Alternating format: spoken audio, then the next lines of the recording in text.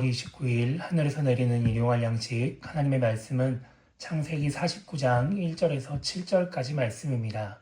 야곱이 그 아들들을 불러 이르되 너희는 모이라. 너희가 후일에 당할 일을 내가 너희에게 이르리라.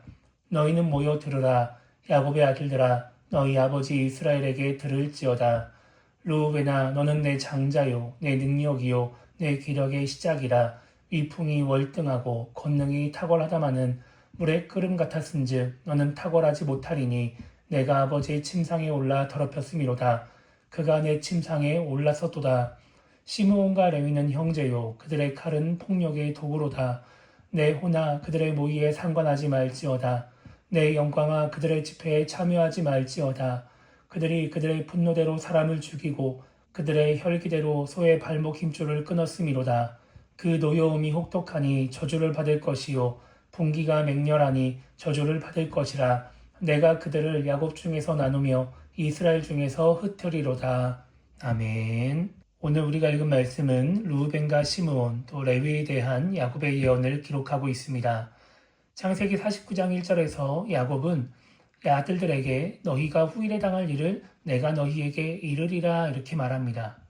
그렇게 자신이 낳은 12아들에 대한 야곱의 말들이 창세기 49장에 기록되어 있는 것입니다.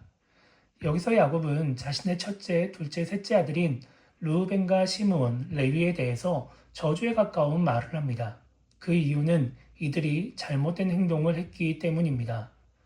르우벤은 창세기 35장에서 야곱의 첩인 빌하와 동침을 하였습니다. 그래서 야곱은 르우벤에게 내가 아버지의 침상에 올라 더럽혔다고 말을 하죠. 이 일로 인해서 르우벤은 장자의 권한을 박탈당하게 됩니다.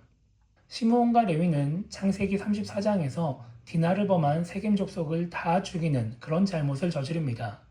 세겜 사람들이 잘못된 행동을 했고 또 그로 인해서 디나가 고통을 받았던 것은 사실이지만 그 문제를 처리하는 과정이 너무 폭력적이었기 때문에 저주를 받게 되는 것입니다. 야곱은 시므온과 레위를 저주하면서 7절에서 이렇게 말을 합니다. 내가 그들을 야곱 중에서 나누며 이스라엘 중에서 흩으리로다 이렇게 말을 하죠. 이러한 야곱의 저주는 당장 시므온과 레위에게 영향을 주지 않았습니다.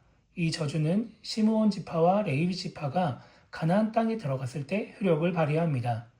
시므온 지파는 가나안 땅에서 다른 지파와 연결되는 것이 아니라 가장 강한 유다 지파에 둘러싸여서 살게 되는 그런 저주를 받게 됩니다. 레위 지파는 야곱의 자손으로서 한 지파를 이루지 못하고 하나님을 섬기는 역할로 인해서 이스라엘 전역에 퍼져서 살아가는 그런 일들을 경험하게 됩니다. 그러니까 말 그대로 이스라엘 중에서 흩어지게 되는 것입니다. 그렇게 오늘 말씀과 또 후에 일어난 일들을 보면은 의아한 부분이 있습니다. 그것은 바로 죄를 지은 사람은 이 르우벤과 시므온과 레위인데 저주의 결과를 경험하는 사람은 이들이 아니라 이들의 후손이라는 것입니다. 르우벤이 영적으로 장자의 권한을 박탈당했다고 해서 동생들에게 무시를 당하거나 형 대우를 받지 못한 것이 아니었습니다. 그러니까 르우벤은 저주의 영향을 하나도 받지 않았던 것입니다. 시므온과 레위도 마찬가지죠.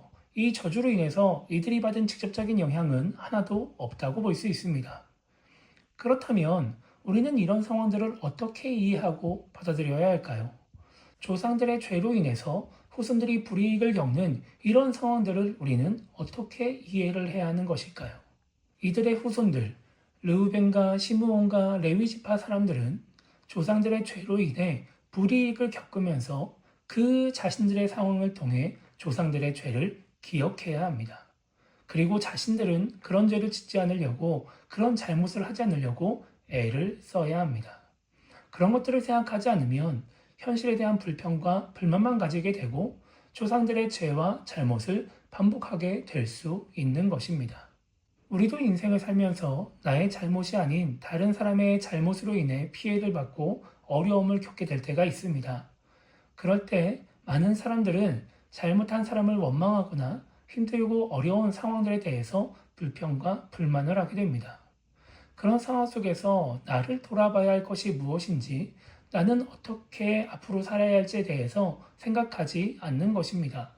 그러다 보니까 내가 비난했던 행동들을 나도 하게 되고 또 그들이 했던 잘못을 나도 하게 되는 경우들이 있습니다.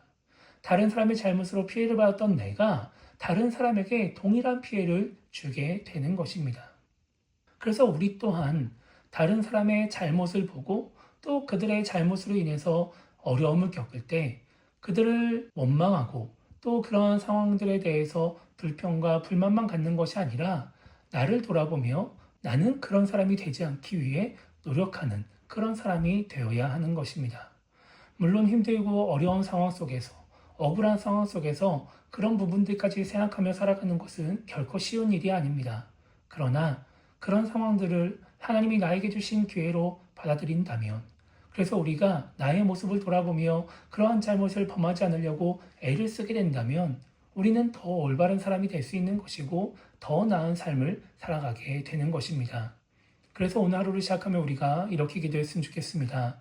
우리에게 주어진 고난과 어려운 상황 속에서 하나님의 뜻을 생각할 줄 아는 신앙인이 되게 달라고 기도했으면 좋겠고요. 그 속에서 나를 돌아봄으로써 하나님의 뜻에 합당한 사람, 더 나은 사람으로 성장해 나갈 수 있게 달라고 기도하며 오늘 하루를 시작했으면 좋겠습니다. 그렇게 우리에게 주어진 그 고난과 어려움의 상황들 속에서 혹은 내 주변의 사람들을 통해서 우리가 나를 돌아봄으로 알미암아 하나님의 뜻에 더 합한 사람으로 더 나은 사람으로 살아갈 수 있게 되기를 주님의 이름으로 축복합니다.